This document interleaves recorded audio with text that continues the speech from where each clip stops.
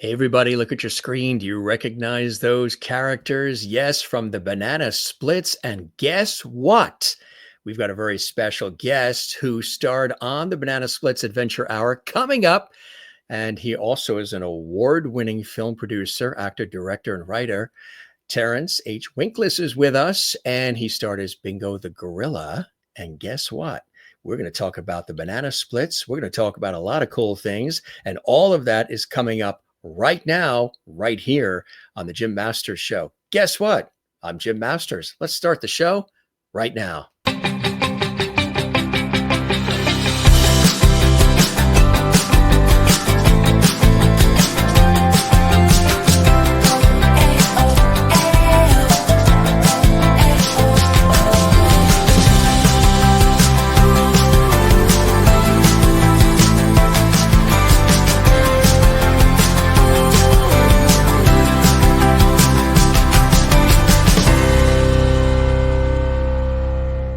Here is Terence H. Winkless. Terence is with us, award-winning film producer, actor, director, writer, Bingo the Gorilla on the Banana Splits Adventure Hour, joining us comfortably in his home.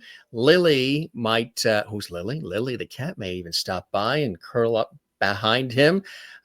You can see Lily's sort of pad there. It looks like it is floating in the air. That's where Lily likes to hang out.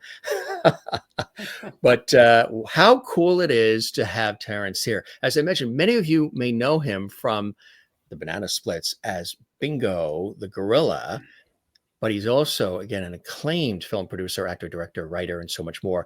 Terence, welcome to the show, my friend. It's a pleasure to have you here. Thanks, Jim. It's nice to be here.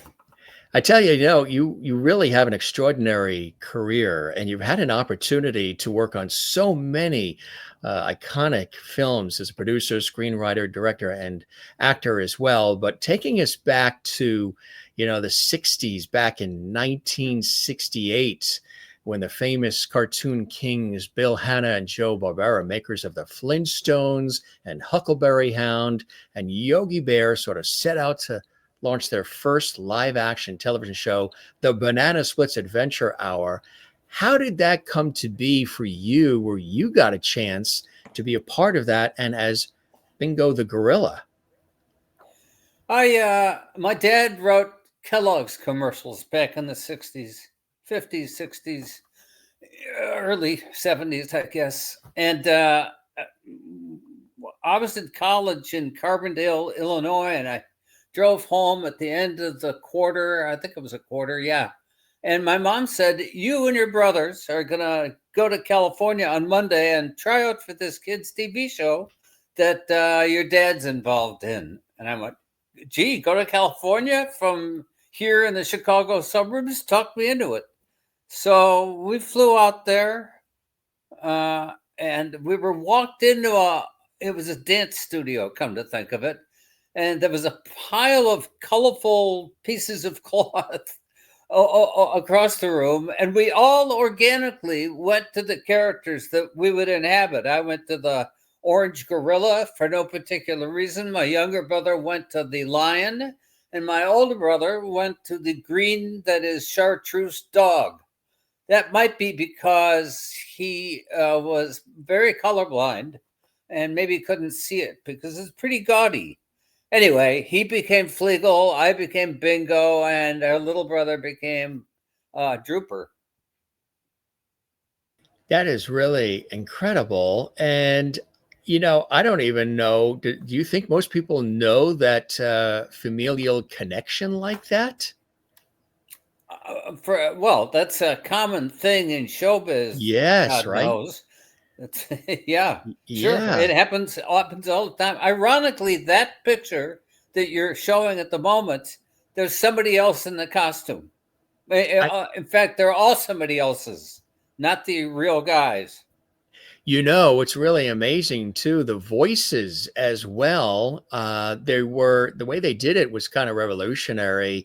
We had Marty Krofft of Sid and Marty Krofft, of course, who created so many great shows, those Saturday morning shows that they were known for, HR Puff and stuff, and so much more. Sigmund and the Sea Monsters with Johnny Whitaker. they created Marty when he was here, the late Marty, God bless him. I encourage folks to go back in the archives to see that great conversation I had with Marty Croft. They created the costumes, right, for the Banana Splits? Yeah, yeah, yeah. They Wow. came to the set at least once, and we showed them how much we were sweating. And eventually, I mean, it was a relentless war against sweat. We went through 12 t-shirts a day. And at a certain point, they contacted NASA and asked NASA if they could help us find a way to stay cool. So NASA, NASA, really? yeah, yeah. They came up with a thing that you would wear around your waist, and you would put a frozen CO2 cartridge in it, and it would blow cool air into your head. And it worked to a certain extent. It would make you cool, but you wore it where it hit your kidney. Well, you can't have a TV show of falling down a lot and wear something on your kidney. So that it didn't work. But we have the fun of telling a story about NASA. That is so cool. The physicality too. You guys were bouncing around the set, and I know there's a lot of people that are watching that are getting very nostalgic right now, bringing back a lot of memories. You and I were talking about how shows like the Banana Splits Adventure Hour and all the songs. I mean, how many kids were singing "Tra La La" all the time? Wholesome, good fun, all these shows of the time. And I really think kids should see more of this. I think they should be exposed to fun and get away from some of the craziness that's going on and maybe some of that negative messaging that's out there, Well, because you it, could tell that you guys really just had fun on set. It was a lot of work, I'm sure, and I'm sure those costumes were hot, but it was just so natural and so it was innocent, you know? It was great fun, and I'm sure the fun we had, especially considering we were brothers, I'm sure that came through. After all, it was around for a while. The show was. In fact, there's more things to be sentimental about. Here's a mini bingo that I always haul it out when I'm talking about this. I don't know where you get these. Oh, that's the Pez. That's Oh, the Pez, right? it's a Pez dispenser. Yeah, Yes, that's the Pez, which is headquartered in Connecticut. And is that right? yeah, Pez is located in Orange, Connecticut. I did a TV shoot there and I had a full tour of the Pez factory. And it's Cool. really an awesome place. And Pez made that. I remember kids would have they loved Pez. Some of them still do today, and they collect all of those characters and figures and everything. But you grew up, or you were born not too far away from the Orange, Connecticut Pez hometown, up in Springfield, Massachusetts, right? Yep, yep, yep, yep. Yeah, I don't know it well. I right. haven't been there since I was a kid. That's not true. I visited a pal of mine in Connecticut, and I shot down to Springfield just so that I could get an idea what it was like. And then I went back to, I can't remember the town he lives in. Oh well, But it's there. And then you had some time also in Chicago's North Shore, right? that's right. Yeah, A town called Kenilworth, Kenilworth, right? which Exactly. is actually that's where I really grew up from the time I was 6 to 20 or 19. And then the family moved from there because you and I were chatting before we went on the air. You've been all around the country, moved to We, Los Angeles to actually work on the Banana Splits Adventure Hour, and as which, like yeah. you said, you and your brothers played three of the four title characters, and your father wrote that theme song. Oh God, that's right. Yeah, yeah, yeah. The whole He tra wrote la la na. words and music. I'm surprised you're not playing it already. I know. Well, the whole copyright thing, if you do that, then all of a sudden Yeah, people knock of on your course. door and it gets a Gotcha. little, Yeah. you need bingo with a gorilla to help you. It gets um, clumsy. Did you have? I would love to. Maybe do you want to sing it? Tra la la. No, no, that's it. Yeah, It's that wasn't the specialty, right? The you know that's the other what? thing. Once you put that tune in the air, it stays for hours. Absolutely. Yes, it does. It really, really does. And there was, of course, back then you had all of the things, the t-shirts, the lunch boxes, the Pez character, yeah, of course, the album too. I mean, everybody wore that album out, playing that again and again and again. How cool is that? That your father wrote that song, that I, it was a family affair, basically, it with was your brothers. And did you ever think, I mean, we're going back in time, but did you ever think that that show would become a cult classic, referenced, revered all these years later, and people still have well, a fondness for it when you were doing it? it's really nice to have the reminder of it renewed. A few years ago, we started doing these shows. They're sentimental time, and people come out to see us and shake our hands and stuff at these get-togethers. And I realized that if it was still in the minds of that many people, I should sit down and write about it. Since I'm a professional writer, I might as well get it on paper. So I did. And I love the title. It is so perfect because you were inside that character. Um, Yeah. Tell us about the inspiration for it. When did you decide, now is the time for From the Inside My Life as Bingo of the Banana Splits? Well, I think after we'd done about four of these shake people's hands shows, I started going, if Like you're going to have that conventions and much, Comic Cons and all those things. Yeah. did we do a comic? Yeah, I think we did. Yeah, and since people are still coming out to get a load of the splits, I figured it was time to sit down and write everything down that I could remember, which is really pretty much what the book is made of. What was that process like? That had to be, I mean, really intense to go back in time were you reviewing the shows? Were you watching the shows? Were you going back to scripts? How did you recall as much as that you did, Terence? I have to be honest. I did it just from memory. Did you I didn't really? have any. I didn't have any scripts. I'm not even sure that whatever we did in front of for the camera was scripted. It wasn't like they said, "Well, Bingo runs across and says blah blah." There was some Bingo says blah blah blah. Right, But you got to remember, even if Bingo's supposed to say that, nothing really moved. There was a right. piece of metal that would stick under your chin like this, and you push down on it with your jaw, and it would make Bingo's mouth move. But it was very imprecise. It didn't matter as long as Bingo could say, "Come on, Drooper, let's go swimming," or whatever the heck it was. Uh, we got away with it. That's the cool thing. I think the fact that it wasn't, you know, digital and everything was so exacting and perfect that there was a naturalness to it.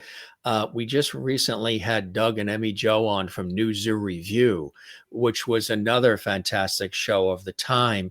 And it Uh, was similar. And again, a family affair. Some people might not have realized that they were really husband and wife. They might have thought on the show they were brother and sister or what have you, or friends, but they were actually it's husband and wife putting that series together.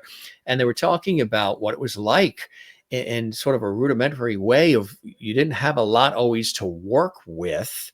And you took what you had and made the most of it. And I think these shows of that time have that simpleness to it. I mean, when you were a kid watching it, everything seems grand and big. But when you look back, you see how you were able to take whatever you had and make the most of it. And I think that's the there cool was thing. There's a naturalness to it. Well, there was a great deal of spontaneity in what we did in front of the camera. Pretty much the script would suggest to the filmmakers a prop or something like that, and we would just start making up stuff off of what the prop was. It was a great two-way street. Our director the first year was a guy named Richard Donner, who went on to do some very big movies. Mel Gibson and Danny Glover. What's the name of that? Oh yeah, Lethal Weapon. I think he did. I don't know how many Lethal Weapons. So before he did Lethal Weapon, he did the Banana Splits. And the single best thing about him was that he had a huge laugh. He was a very nice guy, loved to laugh, and nothing spurred us to greater heights and to more ingenuity than Dick Donner letting us hear that huge laugh. It was great. That is so cool. What a great what a great story, I tell you, huh? Wow, that's so, how do you describe Bingo the gorilla? What did you want or what did they want Bingo to be like? Nobody ever had a meeting with me to describe To what bingo discuss. might be like. No, this it's I mean it's all in the costume. It's right Yeah, there, and yeah. if you can make movements that live up to the outrageousness of that costume, you're home free. And we were. Nobody ever said, "Can you bring this up more or take that down?" No, no. Nobody ever said that. Not the editors, not the directors, not the producers. Nobody. They liked what we did, and we liked doing it. It's amazing. Of course, it aired on television, originally, of course, in its first run, but then took a life of its own on in re-airs and reruns, and it's reached other generations and sort of has taken on its own life beyond the 1960s, 1970s, huh? Yeah, it's in reruns someplace in the world at every instant, I think. And the fact that people would come out to get our autographs here in whatever year this is, really speaks to how popular it was and is. It's become a cultural phenomenon in so many different ways, and again, it's brought back a Yeah. lot of great memories for kids of that time and reached so many new kids. Again, it was really the athletic and comic talents of the three brothers, Jeffrey, Terence, and Dan, to Fleegle, Bingo, Drooper. Snorky the elephant was played by Robert Towers, right? Yes, pretty early on, actually. They had another guy in the costume, a guy who had worked for Hanna-Barbera, but they recruited him only because he was a small enough guy to fit in the costume. He wasn't really an actor. So they swapped him out for Robert Towers, who'd been Snoopy in Charlie Brown, on the West Coast version of Charlie Brown. And Bobby's still around, still acting, I think. That's incredible. You mentioned Richard Donner too, future director of Yeah. Lethal Weapon, also Superman too, uh, Yeah. which is that's amazing. Talk about the variety of talent. Now, your book, From the Inside, the story of how the show came to be, right? All about the adventures of shooting with wild animals, the banana buggies, which of course everybody remembers that, and Hollywood, of course, a real inside look at the process. Only a few really got to see. Um, that is really cool to share that and Yeah. super Cool. fans will absolutely love it. Um, what are some things that stood out as you were making the series for you that you share in the fabulous book?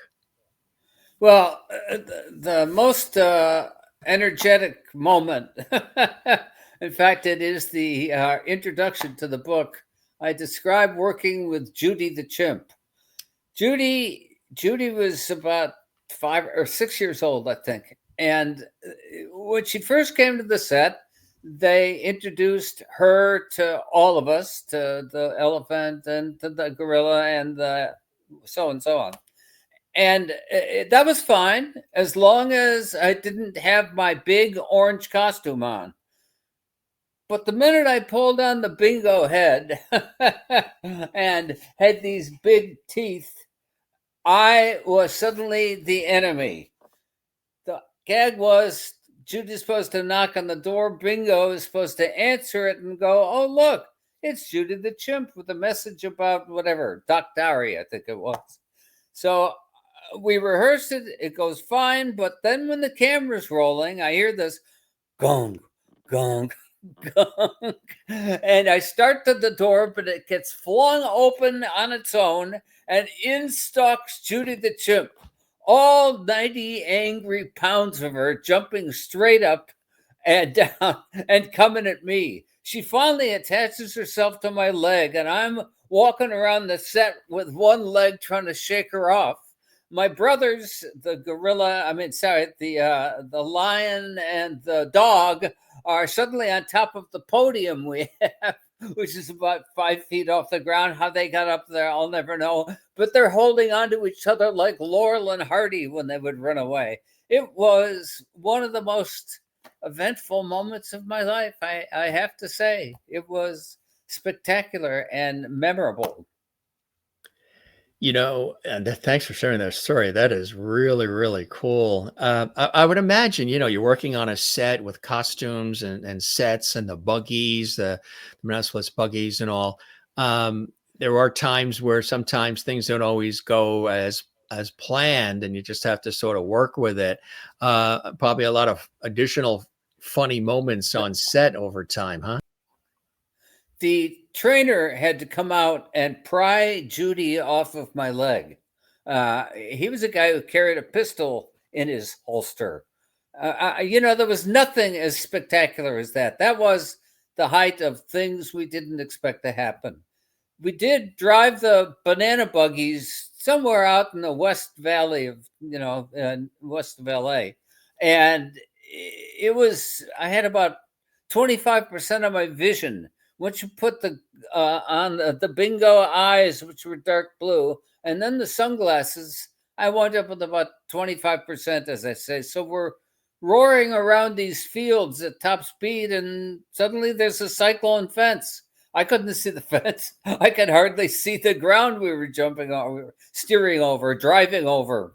So, of course, I ran into the fence. And my younger brother managed to take the thing and twist it over on himself. I never saw anybody get up so fast or throw 150 pounds of amphicat off of his back so quickly. We were young. We all survived. My older brother was 26. I was 20, and Danny was 19. My older brother, the old guy, he was 26. There he is, the green one, the old man. Yeah. It was great stuff. But as I say, we were young, and we were young and eager, and it made it easier. You could never tell, what the ages of the characters were. They were just there. They were your friends. They had fun with each other, teased each other. And then, of course, like I said, the album Were the Banana Splits, I know was a very popular album, and a lot of the kids had it, and they would wear it out and have to go to Record World or Tower Records or Sam Goody or wherever, Sam Ash, whatever, to get the replacement because they'd wear it out. And good to know. Yes, absolutely. Did you ever get a chance to see Sid and Marty Krofft later on in the later years post the Banana Split? No, I really never knew them. They came to the set at least once so they could see how their suits were performing, and they were performing splendidly. Of course, they were a huge part of the show. Those suits were obviously. I mean, we added to it too, but they were great. Absolutely. There's a lot of shows out there that kids grew up with. And as I mentioned at that time, there was a lot of great cartoons, the Flintstones, Huckleberry Hound, the Wacky Racers, all these. Where do you feel from somebody whose family was involved in the creation of this this iconic series. Where do you feel this places in the annals of time for children's entertainment, children's television, and music? Because the songs were popular as well. So what's the question? How did I think it rates? Exactly. Yeah, its place in history. Because it does Well, have it in the you hearts know, and minds of kids. I say we're all kids wearing adult clothing. that's good. In a way, we were unique. I don't know of another show, not that I am the master of all shows, but I certainly don't know of another that put live actors inside of such colorful costumes and then had them run around on such a colorful set. And indeed, it was just one set. We did stuff outside. We called those romps because we're running around and romping. But really, the whole show shot on the one set. Uh, the thing with Judy, that was the height of what creates memories. Yeah, absolutely. I want to let folks know too, your extraordinary career in addition to the Banana Splits, the beloved kids series, the Banana Splits. Hey You, yeah, Jim, one sec. Can you put it on pause?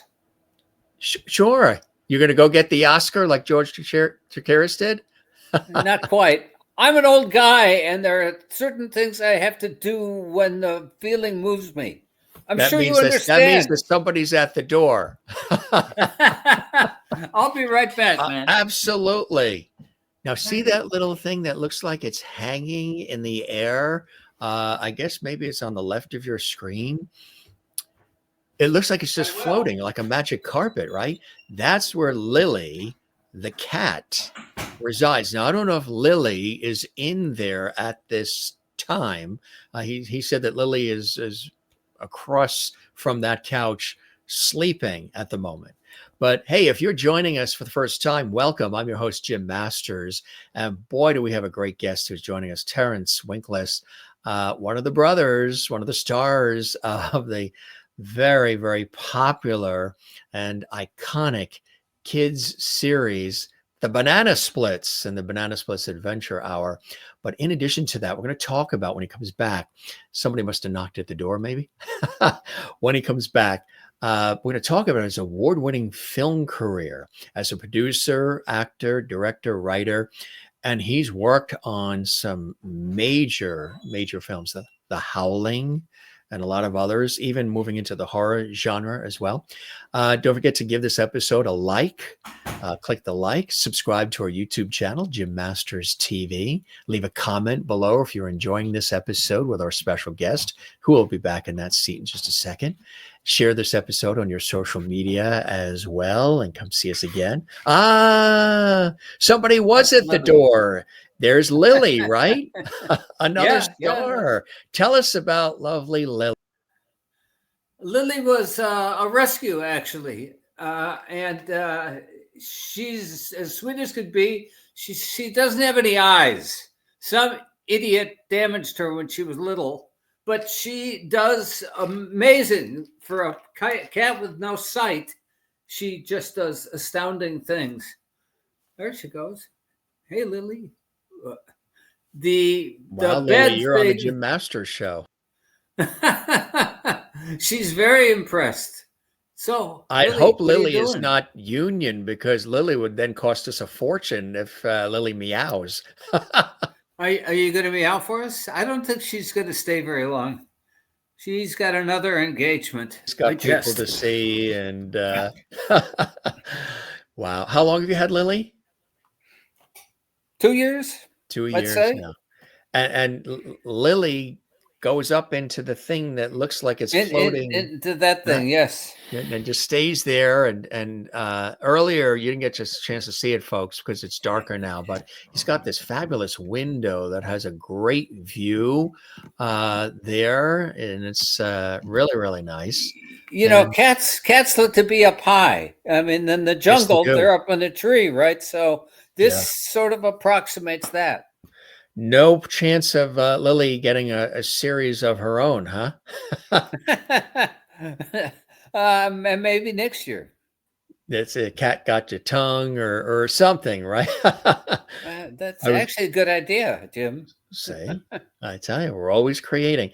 As you when you went off to get your Oscar, which was Lily, I was talking Yes. about not just the banana splits, but you have this really terrific track record within the film industry as a writer and producer and a director. People have wanted to know whatever happened to Bingo the Gorilla. He went on to some really big things. And what one of the cool things too is he had an opportunity to attend the USC School of Cinematic Arts and had an Yes. internship at the AFI Conservatory on the film Soylent Green with Yeah. director Richard Fleischer. And that Yeah. was under the AFI consultant Charlton Heston. What was it like having that opportunity, Terence, and working on that, on Soylent Green? Oh, wow. It's been a while since I saw that. It was amazing. Looking back on it, I wish I'd known then as much as I know now about how movies are made. As a 21-year-old or whatever I was, I didn't even know enough things to know what to ask. Still, I went to the dailies every day with Heston, who happened, as it turns out, to have gone to the same high school I did in the Chicago area, New Trier High School. Anne Margaret went there, and Hugh O'Brien, and anyway, a lot of people. And Heston was very forthcoming with anything I'd wanted to know about anything. He was amazingly clumsy. I don't know if people know this about him, but the director would call action and you'd hear clunk, and Heston would go, sorry, I dropped the keys. And then a minute later, he'd find the keys and come into the room and get the scene going or whatever. And he was a great guy. Chuck Connors was not as forthcoming. He tended to be, he put liquor in his coffee. And but all in all, it was great. It was unbelievable to be on the set, and we shot on the old MGM backlot in Culver City, right before they tore it down and built it into condos. Hmm. And Everything goes yeah, into condos. Yeah. truly, it was that. How come I can't aim my camera? Oh, I see. You've cut out half of the screen off. That's why. So, yeah, the condos, a different kind of Soylent Green. That Yeah, is something. yeah, You, in addition to that, and again, that's just the short list, folks, of some of the amazing things he's done.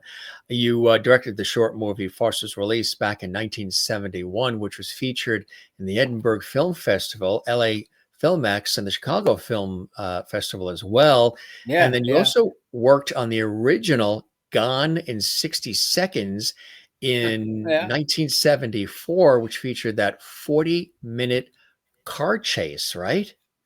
These guys kept bringing footage in to the film editor for whom I was working, and they had all these shots of cars crashing into one another. And finally, I said, "So what's the plot of this movie? How does it develop?" And they go, "Well, we don't really know." The guy who starred in it and ran it and all of that stuff was a guy named Toby Halleck. He owned 45, 60, whatever it is, junked cars in his lot in Gardena. And he said, well, the heck with that. I'm going to make a movie. That was the era of muscle cars back in that time. Yes. And so I offered to write them a plot if they would let me direct the scenes that I wrote. And he said, yeah, sure.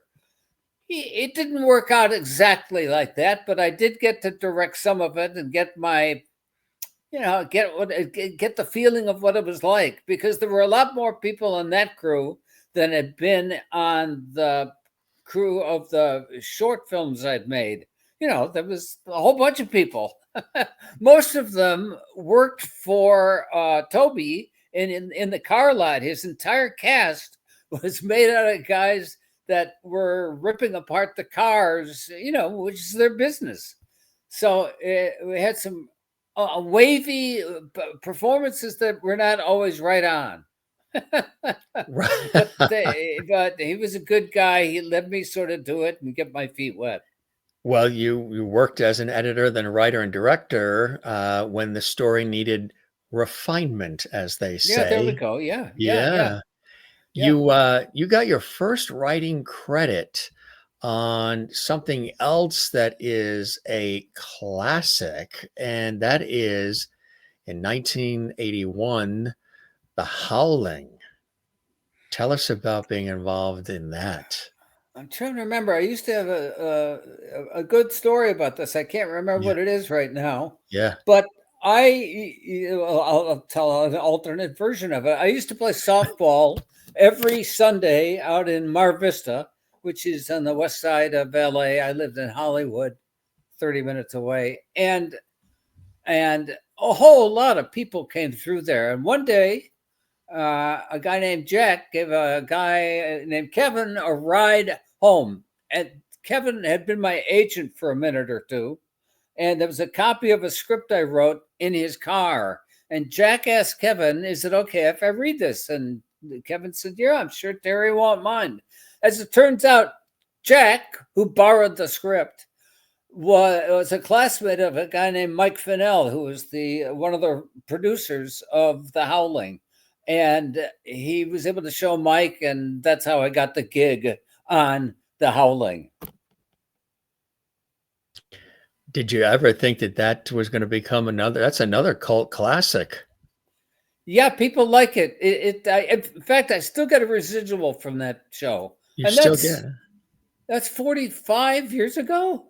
that is, yeah, Long time. It's at least yeah, 1981.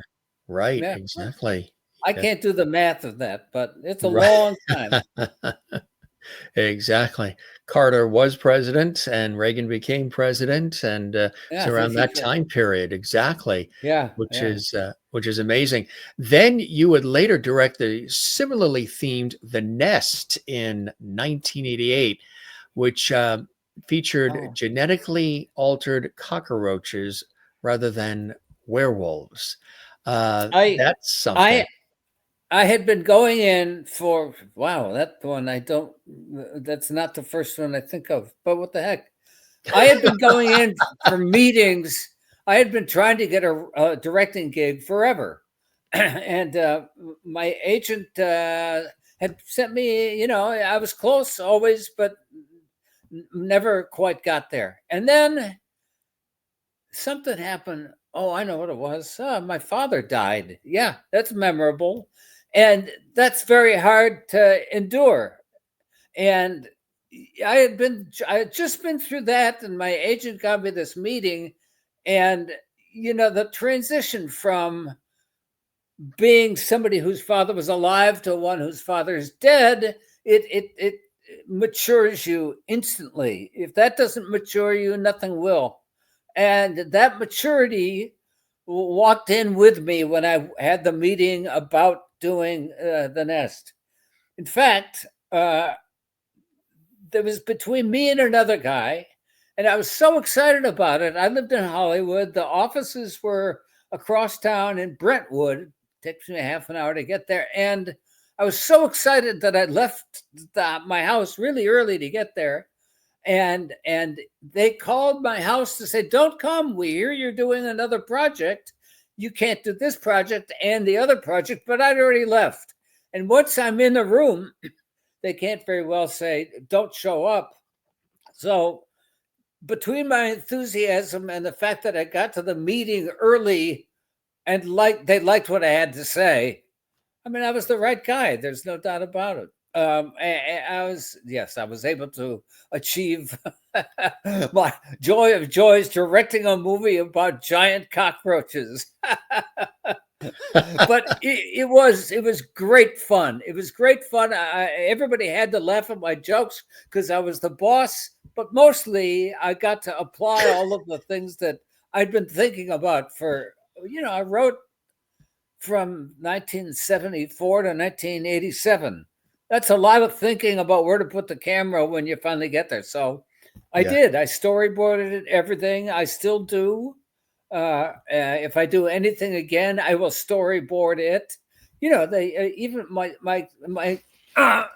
my storyboards are not good. They are crude and ridiculous, but they tell me where people are standing. And Lily, what are you doing? See, the guy here has his back to us. You can't see anything, but never mind. I can't do a demonstration because there's not a good enough detail in this camera. Anyway, I storyboarded absolutely everything, and I still do. And if I were to do it again, I would storyboard again. I knew where the camera was going always. Mostly, I didn't want to be embarrassed in front of a crew of people who had done it before. I mean, it was my first time. Exactly, right. So obviously, with all the things you were doing, you were paying attention to what you saw. Even if you were in the bingo, the gorilla costume, you were probably paying attention to how things were done and the way things were coming together, which you then were able I to apply Yeah, to yeah, yeah. later in life in Yeah, these movies. Blood that Fist happened. was another one in 1989. Yeah, this your extensive body of work includes Blood Fist in '89. It's another one, huh? I finished The Nest, and then it was a while before I happened to be in the Corman offices, and the guy who was supposed to direct it, also named Terry, ironically, couldn't do it for whatever reason I don't know. And Roger turns to me and says, "Hey, do you want to go to the Philippines and direct this movie Blood Fist. about Yeah, kickboxers?" I said, right. "Well, yeah, let's go." So I had like 5 days to pack and pack up my whole house and my life basically, and go to the Philippines for 3 months. It was really really interesting. It's the Philippines. It's Yeah. a different kind of place. What's one thing that stands out that you remember? About the Philippines? Yeah. Uh, uh, it was poor. It was astoundingly poor. We don't know how good we have it in North America until you go to a place like the Philippines. So I have to say that the place that really got me that way was when I went to India. I did an acting gig in India. Now that really tells you what poverty is and tells us how appreciative we should be for what we have. Like that was I'm supposed to go back again for to do another one in India. Oh, you are really? Oh, wow. Potentially, yeah, Yeah. we're talking about it. And now that Talking. it's the new year, we'll see what happens. I We'll hope see so. what happens. Yes. And then corporate affairs too. It's another Corporate one. Affairs is the least favorite of my movies. I realized it was a great learning experience. Right. It's supposed to be a comedy, Right. but it's not very funny. And if you don't laugh at it, there's nothing else to get involved in. Right. If you yeah, like a drama, this a kickboxing movie, maybe I gotta hit a guy. Right. Even if the actors are no good, if the hits are good, but when you're making a movie that's not funny and it's supposed to be funny and it isn't, you're up the creek. I didn't really know it until I invited some friends to see that movie at a screening and nobody laughed. And these were my friends. So Mm. I realized I'm witty, but I'm not funny. That's what I learned. I think you're both. You just in it's a dry humor. It's a Well, dry, which I love. that's It's my true. favorite kind of humor is dry humor. I, When you take I didn't. something that's happening in front of you that you didn't even script and you just make something funny, witty, quick, observational humor about it. I think Yeah. it's some of the funniest stuff, right? Yeah, Yeah, yeah. Well, I'm afraid those things didn't. It never quite came together in the corporate affairs. in corporate affairs. The Yeah, So then you decided to say, okay, we're going to go on to the Berlin Conspiracy in 1992, and that was that's something, huh? That was originally made. The original title was "The Day the Wall Came Down," which I thought was a great title, and is one of the reasons I wanted the job. And also, I also wanted it because it was shooting in Germany and Bulgaria. And who doesn't want to see the world on somebody else's nickel? I certainly did want to see the world. In fact, I saw the world, and I've seen a lot more since. But I met my wife on that shoot. She was a translator on the movie. Not for me, she was a translator for one of my actors. And eventually we wound up getting married. So that was pretty cool. That is pretty cool. Wow. That's fantastic. And then came in 1995, Not of This Earth, It another was one. the Yeah. it was the third time Roger made that, except that he gave me Michael York to be in it. How often do you get to have Tybalt in your crazy little horror movie? He was trying to establish a niche, any kind of niche in Hollywood at the time, because he'd been Tybalt in Romeo and Juliet, the Zeffirelli version with Leonard Whiting and Olivia Hussey. Still the best Romeo and Juliet ever made, if you ask me. Though it's getting to be a while. That's 1968, I think. Mhm. Anyway, he was great. It was great to work with him. It was great to have Michael York, this, really super trained, skillful actor, say to me, Terry, what's my motivation for whatever the heck? And I would make something up. And, this is what you do as a director. You make stuff up to give the actor confidence or whatever so that he can do the job he's supposed to do. Exactly right. And that was part of the Roger Corman Presents horror series on the Showtime network, Not of This Earth, Yeah. back in Yeah. 1995. Yeah. Yeah. In the same year, you were very busy. You directed White Wolves 2, Legend of the Wild. That was great, huh? They had done an earlier one. What was that called? Not Hatchet. Maybe it was Hatchet. White Yeah, Wolves yeah, yeah. 1. Well, at the time they didn't know there was going to be a two at the time, so it couldn't have been. It couldn't have been that. Excuse me, I'm gonna get a drink of water. Absolutely. There we go. Winkless cannot be drinkless. Winkless must not be drinkless, Drinkless. indeed. So So that was a that lot that of was fun. that Yeah. was tremendous fun. We shot it in Montana and Wyoming and Idaho, and with a real bear at a certain point, and real not coyotes. It was a wolf, a real trained wolf. Although I think we shot with a wolf back in Hollywood. Yeah, we did in the Bronson Caves. If you've ever seen a movie that made in Hollywood that has a cave, it's shot in Bronson Caves. Everybody shoots there. The caves are not organic. They were carved out by the movie business back in the 30s, I think, to give people a way to shoot a cave without having to drive to who knows, far away. Anyway, it was great fun shooting in Montana, etc. With these kids. I think they grew up to be somebody. It was Right. great fun. Yeah. You also had an opportunity to work on Lady Killer in 1996, aka Scene of the Crime, and directed The Westing Game in 97, aka Get a Clue, made for Showtime and the Hallmark Channel as well. And then your film back in 2003, Fire over Afghanistan, was shot on a Oh. prosumer digital camera, which was the precursor to all the digital world to come, huh? Yeah, it was amazing. The image you could get on this little 3-chip camera was astounding. It changed things.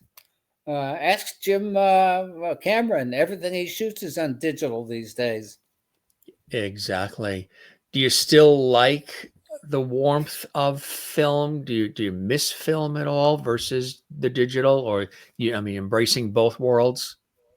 Yeah, though I have to admit, if I didn't shoot on film again ever, I would not be surprised. I mean, digital is so much easier. The lighting is still the same. You can still got to light it, but just about every other aspect of it is easier.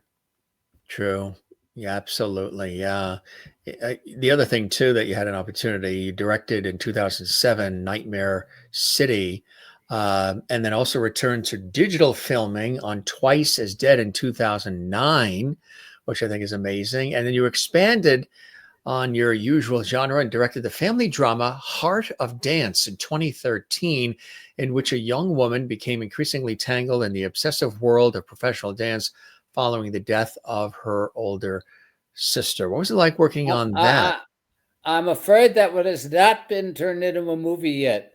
We shot a fine trailer for it, You did. and and Still and waiting for everybody funding or is still waiting for that, funding. that That's thumbs up, huh? exactly right. Yeah, yeah, It it sounds was. like a great one. It really sounds. Yeah, So it you was. have that on the back burner. Yeah, permanently. Apparently, I think it's more likely that my next thing will be back to India to do this story about people. People go to a magic forest and their lives change. It's sort of a. It's sort of a. What was the show? The plane, Fantasy Fantasy Island. Island. It's sort of Yeah. Fantasy Island set in India. I did another movie in India called Gaudiyan Nudafakaro, where I worked as an actor, and it was really astounding. I really enjoyed it. They treated me really well. There you go. I'm the guy in the suit. Go figure. And and There's I'm a not a theme suit here. You're guy. always around animals and in a suit. Yeah, I can't escape it. But that was great fun. That was really amazing. I was there for what, 6 weeks, and then we came back here and did another 4 weeks. Yeah, it was amazing. I didn't really mean to get that, but I answered an ad of all places in Craigslist Wow, looking for a yeah. guy my age, and I happened to do a bit in another movie by another American that we did it in Bulgaria. He needed somebody that was English speaking. And because we shot it way late at night, I was relaxed enough to do a really good job. What was that called? It doesn't matter. Uh, so I did a good job, and I was able to take that reel, a demo reel that I made from that film, and show it to these guys for Korean Dafakaro. And I thought it was great. They treated me really well. It was really interesting. That's cool. That is They fantastic. took me. They took me there twice. The Did second they? time I worked only about 5 days. I was there for 3 weeks, but they put me in a nice hotel, and I got to look around a lot. It was really pretty amazing. So many incredible things you've been a part of. Also, cast in Trade Routes too, as That's well. that's that's that's the one that I have a good. I do a good job in. That's the one we shot way late at night. We were supposed to shoot at 8 o'clock, and of course at 2 o'clock we haven't shot it yet. But that for me was perfect. It meant I was really relaxed because I tend to get uptight if I'm supposed to be on camera, and that they did me a favor by working so slowly. It worked out very well. Tell us for folks who haven't had a chance to see it. Tell us about your role and about the theme of the out of it all at Trade Routes. Of Trade Routes. Trade Yeah. Routes is about a publicity guy who is asked to generate a campaign for a Bulgarian guy who's running for office, and they bring in this American, fast talking guy who can achieve anything, and get the guy into office is the idea. I what do I play? I played some kind of apparatchik for the federal government. I don't even know. I don't think my character had a last name. I think I was Arthur and the other guy was Steve. Whatever. The Steve and Arthur show. But again, it was great to do, and I got a gate demo reel out of it. And Jim Jim, what's his last name? Loftus did an amazing job for a guy who doesn't really direct movies. He did swell. Have you ever been to a bingo game and either watch it or play it and somebody yells bingo and then you turn around and stand up? No, that hasn't happened today. Not today. No, not recently. You, well, of course, we're talking about your book, but you've also had an opportunity, if I'm not correct, or if I am correct. What do I mean I'm not correct? I'm talking in reverse, aren't I? If I'm not correct, if I am correct, carving out new territory is the author of the book, The Assassin's Apprentice. That is actually a script that has not taken off yet for no particular reason. It's about it's about who knows what sells at what time. It's about an assassin hired to do a job, and he goes over there, and in the process of making his special bullet, he has an accident and blinds himself. Well, they can't go back to the people who hired him, so he recruits this kid and teaches him how to be a sniper, and and of course he can't let the kid do it in the end, and he sacrifices himself. It's about redemption. Do you like writing? Is this something, that you enjoy? Is this something like in case with the book, too, as well, about the years on the banana splits? Do you love writing? Is that something that just comes naturally? I mean, if you look at all these things you've done from producing, directing, and performing and writing, where does it all fall? Is there one that is your first love, or you just love being in the business and you love creating, and whatever it is, you'll tackle it? I think that's more it. I have a friend, an old friend named Clay Froman, writer, who says, I don't like writing, but I love having written.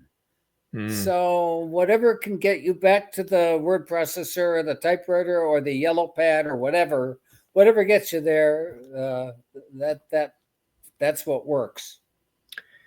Is there anything you haven't done in this industry yet that you still want to do? You've done so much over these many, many years. I'd like to make $10 million. In I how don't know long? if Is there that's a in time span? Is that a day or a week or 5 years. just total, right? Yeah, it's okay with me. Wow, that's incredible. You're, I believe also, it runs in the family too, because your wife is also a screenwriter. She has been. We did the Fire Over Afghanistan script together, and then we did something else together that got made. Oh, I know. The what did we call it finally? The futuristic movie. That was really the best movie. Mm. What's that called? Do you know? Which Here, let one me is go it? look. Yeah. I have to What, look do you remember myself. what year it was? 2007, I think. Nightmare City, 2035. That's it. Yeah. Nightmare City, 2035. Yeah. Yes, she and I wrote that together. It's about a futuristic world in which everything's beautiful, and which is really, and it's a lie.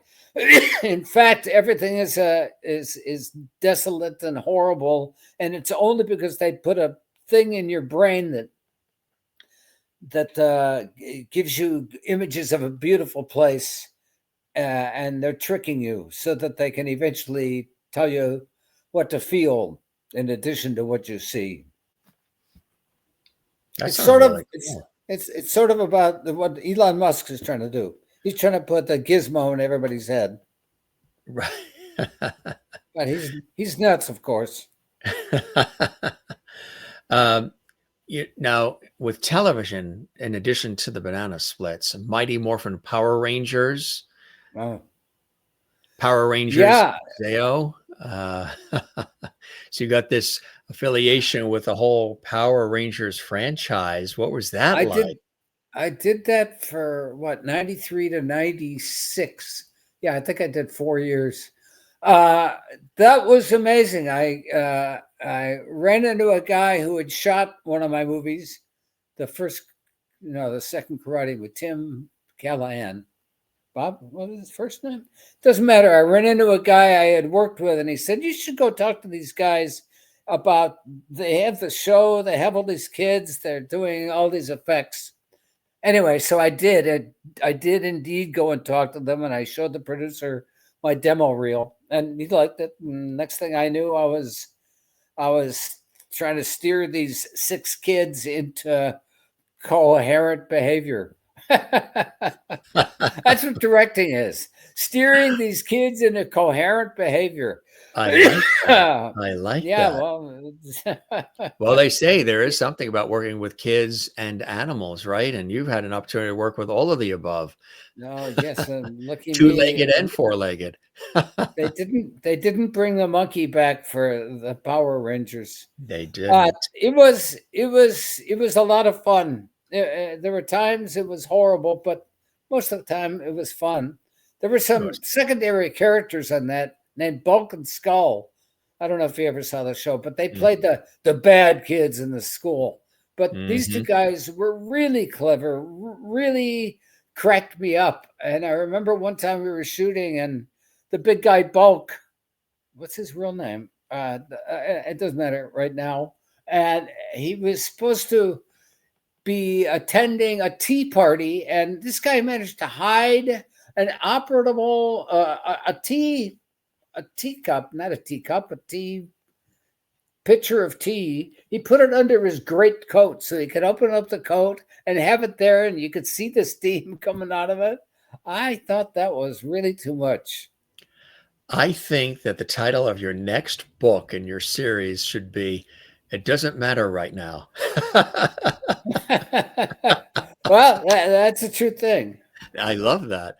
Big Bad Beetleborgs, another one. Oh, That goes back to 1996.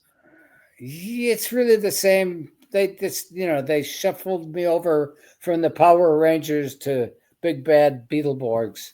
Yep. And that was I hardly remember it. Yeah. I don't even know what the premise was. Masked Rider, also in 1996. Yep, same Masked deal. Rider. The Saban guys had a whole bunch of these A things whole bunch. go. Pacific Blue, that went from 96 to 2000. That was great fun. I really had fun. We shot it at the beach, 5 minutes from my house in Marina del Rey. Boy, those were the days. And it was union. I got to join the Directors Guild of America on that show. Oh, that's great. Yeah, that then really stepping up. 18 Wheels of Justice, 2000, 2001. Yeah, that should have lasted longer than it did. I think we shot just 2 years. Yeah. It's about a guy who drives around on a big truck for the Nashville Network is what it was called at Oh, the yeah, time we were TNN. making. Yeah. TNN, yeah, there you go. That's right. Yeah, I don't think that lasted very long, and neither did the No, show, but that that's was a life. big, right, exactly. Tidewaters in 2014 is another one. Hasn't happened yet. So that's I don't so you I have don't know you've got why. a file cabinet of these gems that are sitting there. I don't Wow. know why it's on my where is that? IMDb? I don't really know why that's there. I So don't that's look those something things that's up. kind of there, but you never know, It right? it needs the financing. Financing and refinement. Bring them in for the refinement. The funding and the E- refinement. Everything needs refinement. Everything does. When you look at this career, I mean, and you got to pinch yourself. You're talking to Bingo the Gorilla here, but also somebody who's made his mark in so many extraordinary award-winning ways within the entertainment and film and television industry as a performer, as a director, producer, writer, all these elements of it. It's quite a run, and to have been in it this long in the various ways, shapes, and forms, starting out with your brothers and your father, to breaking out to your own thing and, getting the education and being on all these sets. What are some of those blessings and joys that you look upon when you take a look at and when you see this body of work like we're presenting before your eyes a little bit here? It's kind of like I'm Ralph Edwards and this is your life, Terence Winkless. Yeah, What runs through your veins? What are some of those blessings overall for you? listen, I'm just glad that I was able to be home so much for my daughter, who is now out of the house. She's grown up and married a guy that we like. I was lucky that I could work from home and be around her so much of the time. That's the single best thing about being an independent guy, as I am. And I think that's the main thing. I could be there for Laura. That Laura, whose name is Laura because her mom and I both loved the movie Dr. Zhivago. The main character is named Laura. So our daughter's name is Laura. so cool. That is so cool. You working on other projects and other things? We talked about some things that are sort of sitting in the file cabinet, but are there other things that you are working on that you're looking forward to? I have a project with my longtime collaborator, a guy named Alec Lorimore. I'm Winkless, he's Lorimore. And we have one project that's ready to go. And now that it's a new year, I think we have to push the right buttons on the right people to make it happen. It's about, I don't want to go into what it's about. You never know. When it comes out, definitely come back and we'll share it Sure. and celebrate it with everybody watching. And I want to show everybody again. Here is that book from the inside. My life is bingo of the banana splits. And for those of you who didn't know, it was he and his brothers and his dad wrote that famous theme song that everybody sings and knows, and they wore out again the records. Did you did your father ever say or review it all? What did he say about the banana splits in later years and realizing that it did have this following and cult-like following, and people still talking about it today in the Uh, annals of television and kids entertainment history? But did your father ever look back upon the series fondly? I'm sure that he was extremely glad that we did it and that we made the money that we did on the show, because after all, it helped me go to college at USC, which is a private school and very expensive. But he did not, think fondly and reminisce about it or anything. He was not. He was not a corny guy. But a real talent, huh? You mentioned that he did a lot of the spots for Kellogg's, huh? My favorite one was for Rice Krispies. Snap, what a happy sound. Snap is the happiest sound that found. You may rap, tap, slap, clap, but snap, bump, bump makes the world go round. I say it's crackle, the crispy, crispy sound. You gotta have crackle or the clock's not wound. Geese cackle, feathers tickle, butts buckle, beats pickle, but crackle makes the world go round. I insist that pop's the sound. The best is missed unless pop's around. You can't stop popping when the cereal's popping. Doom, doom, pop makes the world go round. And then when you sing all three together, it's a counterpoint and it works great.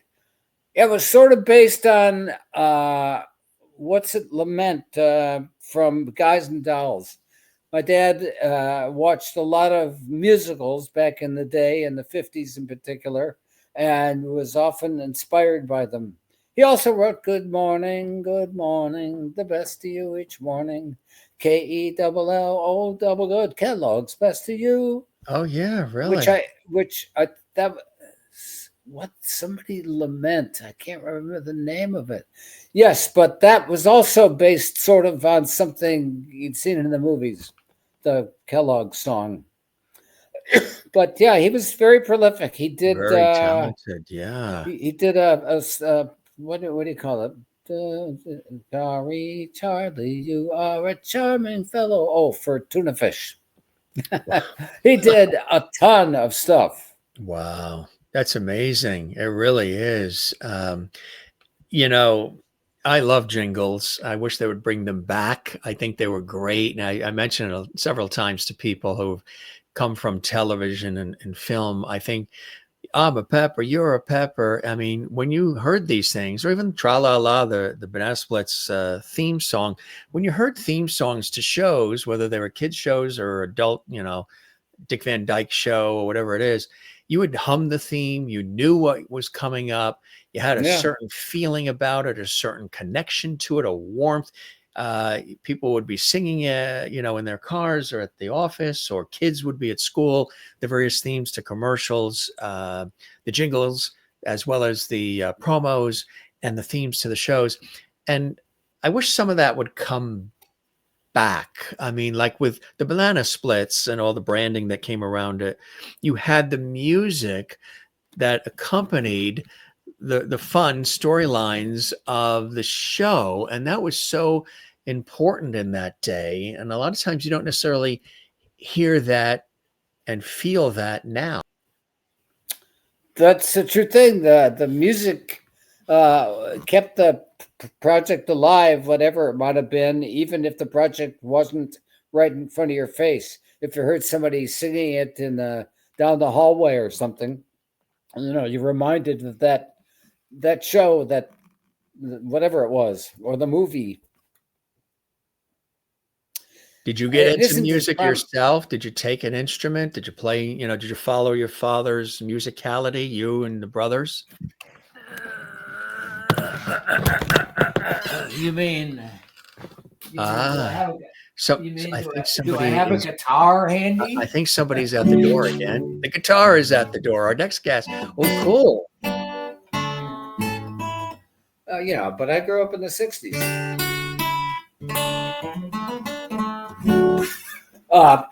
That's all. Everybody played the guitar in the 60s. Though, to be honest, I started on a 4-string banjo. Yeah, I didn't last very long with that. Sorry, excuse me. Very, very cool to see, gang, huh? I moved quickly from the 4-string banjo to the guitar, and my parents were very glad. Now that's what I call a cup. Ain't it? My brother was a classical guitarist, and he taught me a whole bunch of things, some of which I remember still. Yes. He was the one who was Fleegle, the dog, on the Banana Splits. I'm afraid he passed. He passed quite a while ago, 2006. Yeah. It's 18 years. Holy catfish. But he taught me a lot of things in the guitar that I mostly remember. Have you ever written music at all? Written any songs? Toyed with that? Not really. I toyed just a little.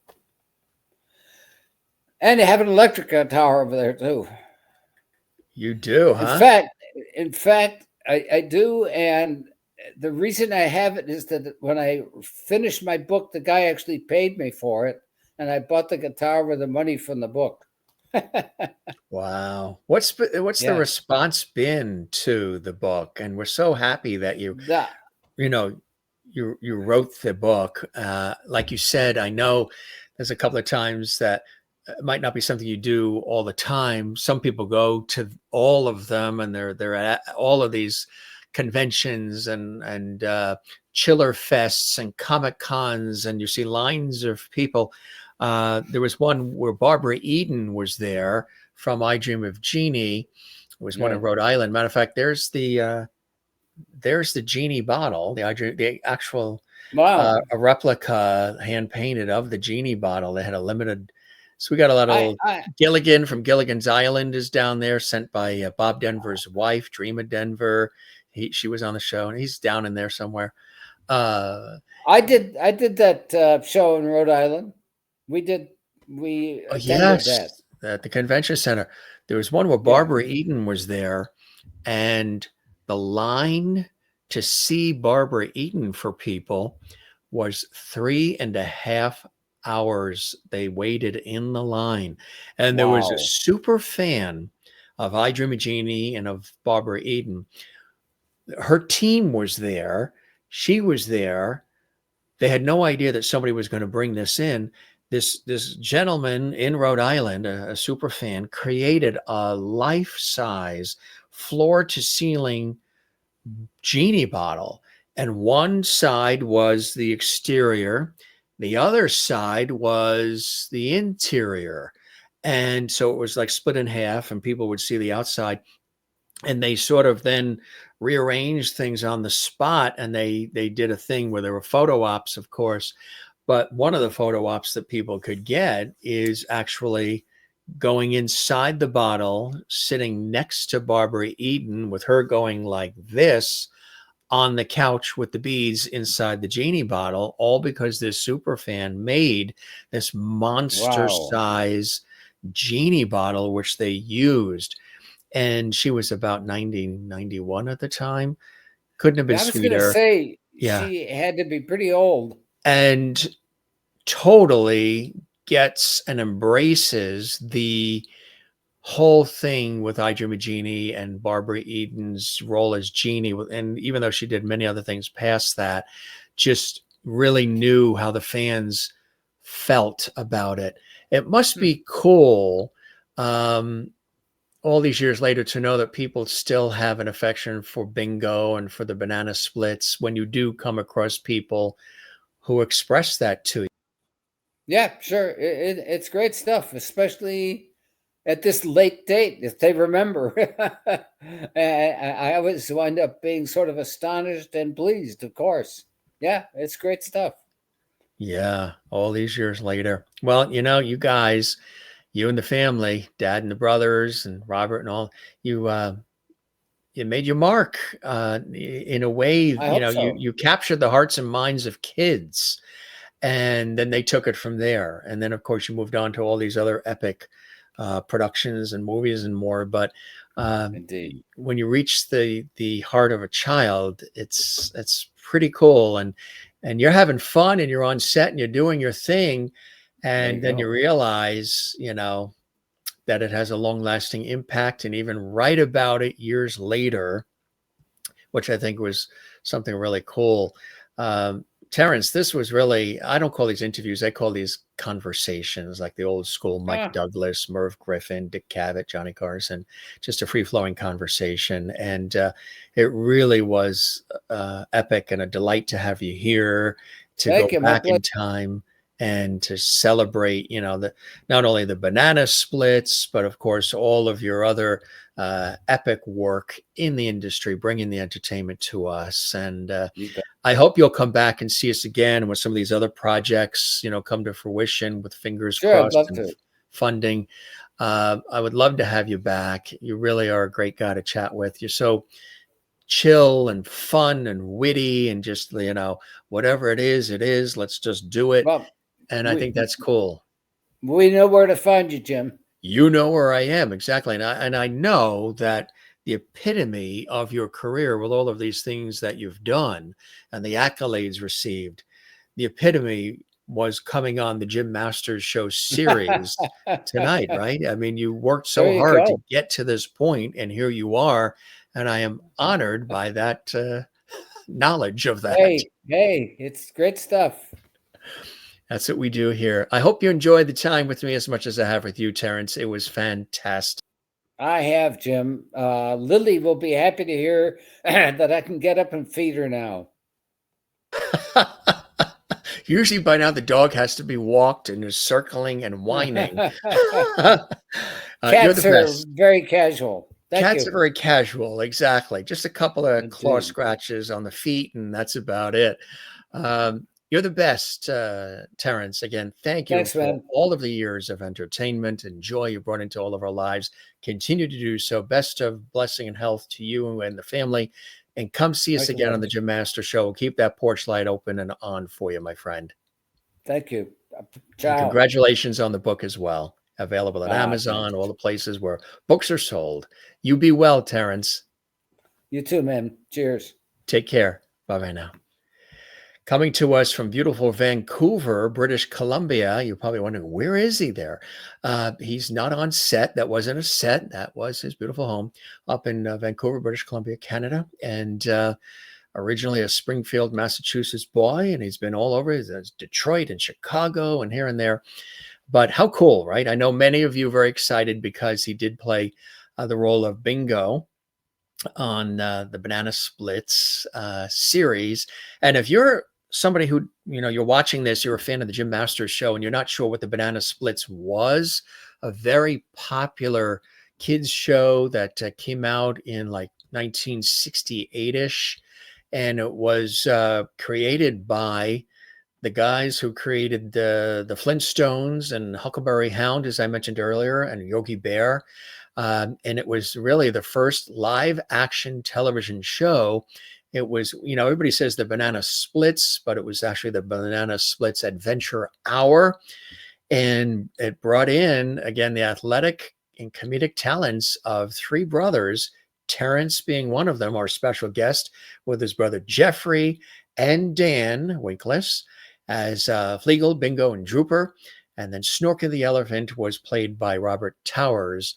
And just really cool, right? And as I mentioned earlier, if you didn't see the episode where Doug and Emmy Joe from another iconic series, which was New Zoo Review, they were with us recently as well. And we had such a wonderful time with them. And they went back in time to tell us about how that show came to be and all the music on that show as well. We had Kathy Coleman and Wesley Yore, who starred in Land of the Lost. They were with us. And Marty Krofft of Sid and Marty Krofft, he passed, I believe it was last year, but not long, before his passing, he was a guest on our show.